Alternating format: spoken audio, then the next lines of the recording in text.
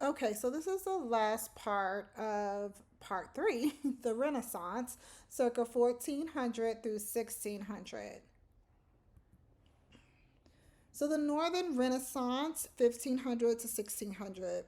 Due to increased travel, cross cultural influences can be seen in dress. The spread of fashion information can be contributed to the intermarriage of royal families from different countries, imported garments and fabrics, books, and travelers who brought information about foreign fashion back to their homes. Ideas about style were brought back from the Middle East and displayed on European courts. Minimal advances in textile technology came about in the 16th century. Spinning became easier due to the invention of the treadle, powered spinning wheel, combined with the bobbin and flyer mechanism. Decoration to garments included new techniques such as black work, cut work, filet, and laces. Black work was black embroidery on white linen. Cut work was created by embroidering designs on solid cloth, then cutting away the sections of the cloth between the decorations. In another decorative technique called the filet or laces, the artisan embroidered patterns on the net background. Cutwork and filet are considered the forerunners of lace. So prior to the beginning of the 16th century, the production of lace started. So there was two types of lace that was made. There was needlepoint lace, which originated in Italy, and then there was bobbin lace, which originated in the Low Countries. Embroidery was no longer limited to just outer wear. It was visible at the neck and on sleeve edges of undergarments such as shirts and chemises. Costume components for men in the 16th century. There were three phases of change that is associated with men's dress. 1500 through 1550 was the transition from medieval styles to the styles of the Renaissance. 1515 through 1550 had a German influence, and 1550 through 1600 had a Spanish influence.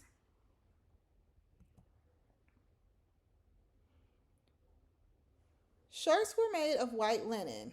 They were cut full and gathered into a round or square neckline, which was often embroidered. Doublettes and hose were laced together. A version of the doublet was the paltock, which had a deep V at the front. Sometimes a filler or a stomacher of contrasting color was inserted. Separate short skirts were worn with jackets that were known as bases. These were worn for civilian or military dress. Jackets were also referred to as jerkin in England after 1500. 1515 to 1550. Fullness was emphasized with large, bulky, puffed areas. Garments were decorated with slashings or panes. So hose was sometimes divided into two different sections. You may have had the upper stocks, which is also known as breeches, and the nether stocks. Generally, the upper stock and the nether stocks were sewn together. At some point down the line, though, the upper stocks took on the appearance of a separate garment. There were different style variations of upper stocks, some as long breeches that stopped at the knee, and others as short breeches that stopped at the hip. Gowns and robes were cut to be slightly wider than what they had previously been.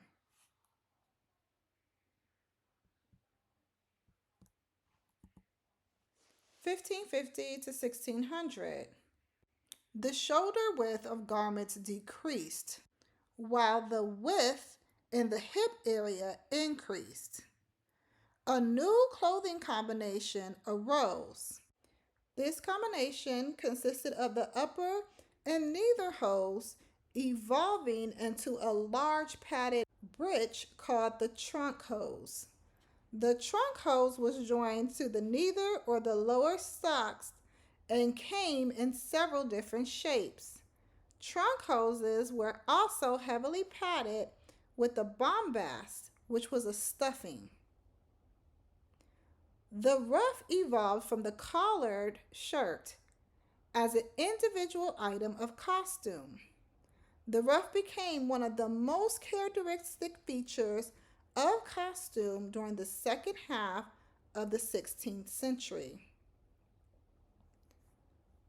The passcod was the result of a heavily padded waist and the point at the front of the doublet. Costume components for women in the 16th century. The function of undergarments began to change as a means of shaping the body as compared to its previous use as a protectant for the skin from the garments that were worn close to the body, as well as protecting garments from being soiled by perspiration. 1500 to 1530. Women wore a single dress or two layers consisting of an outer and underdress. When two dresses were worn, the outer skirt could have been looped up in the front to show the contrasting skirt of the underdress. Undergowns and trains were decorative. The necklines were square or V-shaped. V-shaped necklines were open at the front or the front and the back. They were held together by lacing. Sleeve styles now narrowed and had a smooth fit with decorative cuffs. Ceremonial dresses included an open mantle fastened at the front with a chain or braid.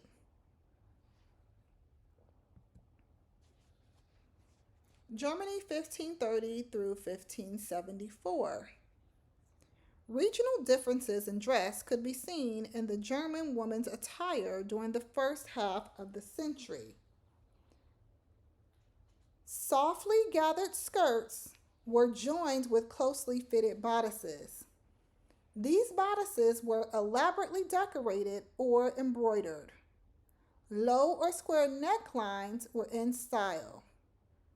Sleeves were fitted closely to the body with tight horizontal bands that alternated with enlarged puffed areas.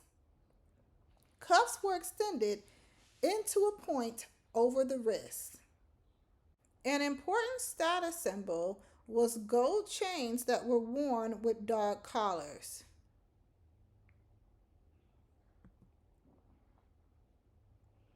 Other non-European countries, 1530 through 1575. During the second half of the century, dress for women outside of Germany was subjected to Spanish influence. Significant changes took place in garment construction. The petticoat and overdress replaced the underdress and overdress. The overall silhouette of the dress was that of an hourglass, with a narrow bodice and an expanded skirt. Necklines started as square, but later more closed styles were preferred. Sleeve styles were more narrow at the shoulder and expanded to a large, wide square cuff.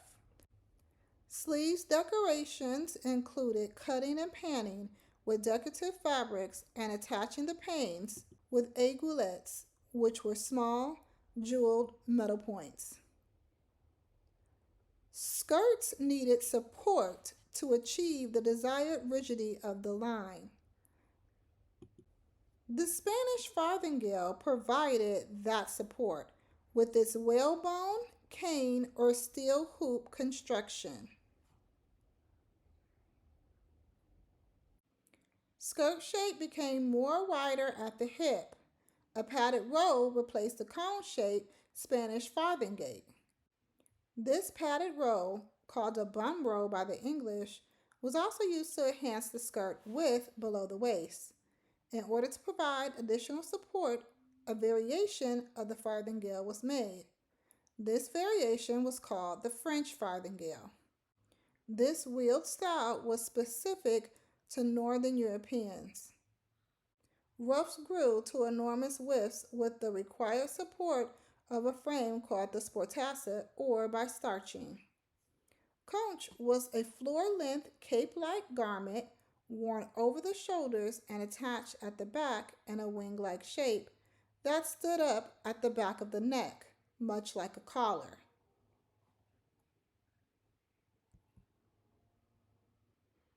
Costume accessories for men and women in the 16th century. Amongst the most important head covering was the coif. Shapes range from round, heart-shaped, or gabled, which had a pointed arch. Although more hair became visible towards the end of the century, married women did continue to cover their hair. There were local differences that could be seen amongst the French and the English. For example, the French combed their hair up over small pads on either side to create a heart-shaped frame for the face, but the English continued to wear their hair red like the Queen.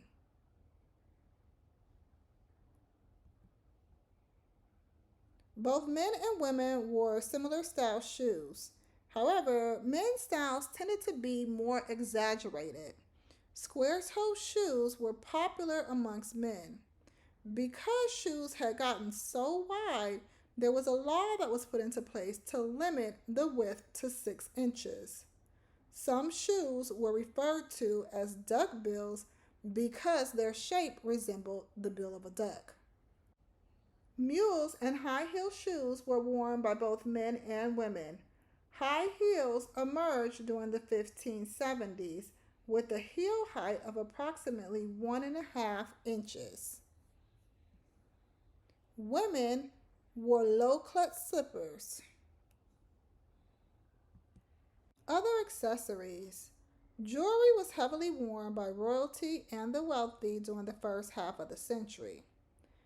During the second half of the century, however, men did not wear as much jewelry and they did not wear such extravagant jewelry. Men and women did continue to wear gold neck chains. Earrings were worn by women mostly, but at times men also wore earrings. Jeweled belts with long cords became popular with women after the second decade. Purses, often hung from belts, were carried by men and women. The wealthy decorated their purses with embroidery, beading, metalwork, and jewels. Middle and lower class people carried leather pouches. Handkerchiefs were carried by both men and women. Men and women also wore gloves that were decorated with cuffs. While cosmetics were used to whiten the complexion, color the lips and the cheeks with red, they were often toxic.